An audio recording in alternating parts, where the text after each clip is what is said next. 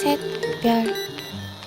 Selamat pagi, selamat siang. Kami dari kelompok 3 kelas 7. Kami akan mempresentasikan tentang Muara Angke, sejarah-sejarah berdiri Muara Angke. Kami mendapatkan berlokasi di Jakarta Utara, tepatnya di wilayah Muara Angke.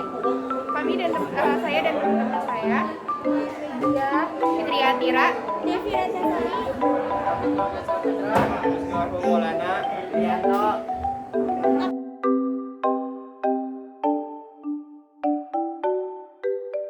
Sejarah Muara Angke.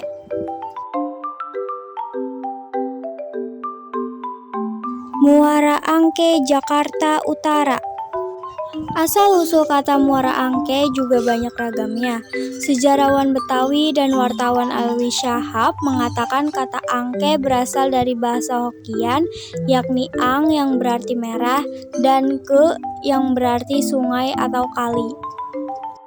Beda dengan budayawan Betawi, Ridwan Syaidi, ia mengatakan bahwa kata angke berasal dari kata dalam bahasa Sanskerta, anke yang berarti kali yang dalam. Ada juga yang menyebut bahwa kata angke berasal dari nama seorang panglima perang kerajaan Banten, yakni Tubagus Angke. Kata angke dalam catatan Alwi Shahab ini terkait dengan kejadian pembantaian 10.000 orang Tionghoa oleh Belanda di Glodok tahun 1740. Saat itu warna air kali Angke yang jernih berubah menjadi merah karena bercampur darah. Namun ada pendapat lain yang mengatakan bahwa kata angke berasal dari bahasa Hokian, ang artinya merah, ke artinya sungai. Karena hal tersebut ada hubungannya dengan peristiwa besar tahun 1740, saat itu Belanda membantai 10.000 orang Tionghoa di Glodok yang membuat air sungai tersebut berubah warna menjadi merah. Pendapat ini kemukakan oleh Alwi Shahab, seorang penulis dan budayawan Betawi. Dalam sejarahnya, Muara Angke adalah tempat yang syarat dengan peristiwa besar. Salah satunya adalah pembantaian etnis Tionghoa pada abad 18 yang membuat Kali Angke banjir darah. Pembantaian itu terjadi tahun 1740.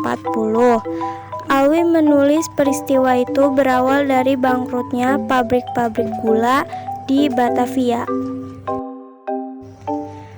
Warga etnis Tionghoa lalu mulai memberanikan diri melakukan perlawanan. Mereka membekali diri dengan senjata. Rupanya upaya mereka diendus sang gubernur jenderal. Dengan penuh keangkuhan, Gubernur Adrian Flokneyer mengeluarkan peraturan pada tanggal 10 Oktober 1740 yang berbunyi bunuh dan bantai orang-orang Cina. Pembantaian besar-besaran pun terjadi. Anak-anak, remaja, dewasa, tua, laki-laki, dan perempuan dibantai prajurit kompeni. Sekitar 10.000 orang jadi korban. Tak cukup sampai di situ, tokoh-tokoh mereka juga dijarah. Karena angka kriminalitas melonjak, Gubernur Batavia saat itu, Adrian Flokneyer, membatasi warga keturunan Tionghoa datang ke Batavia.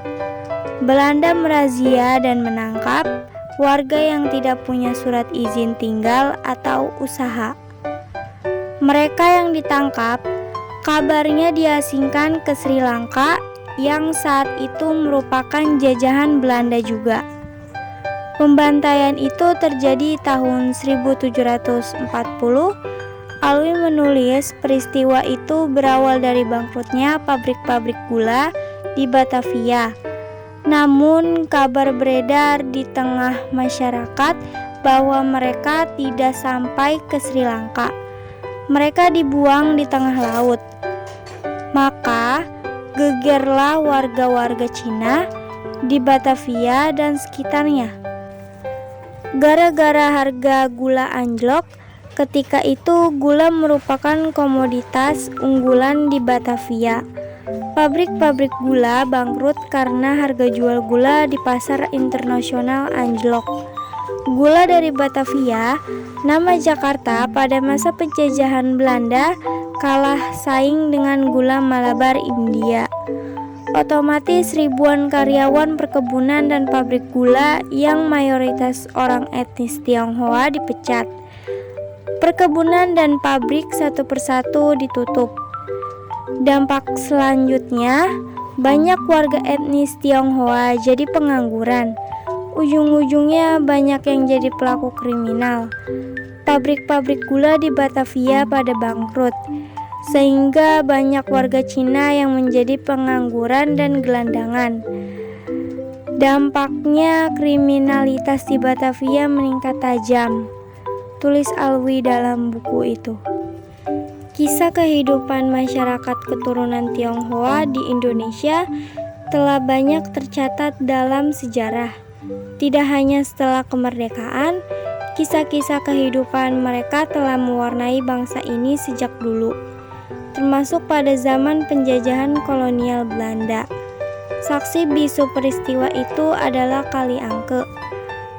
Alirannya kali itu saat ini masuk wilayah Jakarta Barat, hulunya berada di wilayah Tangerang Selatan, Banten.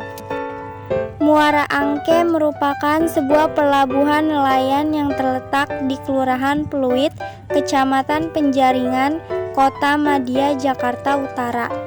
Muara Angke dikenal juga sebagai kampung nelayan dan tempat pelelangan ikan. Fasilitas. Kini Muara Angke terletak sebagai tempat penjualan ikan laut segar dan ikan bakar di Jakarta. Memang di sini terdapat fasilitas tempat pendaratan dan pelelangan ikan dan juga pasar ikan.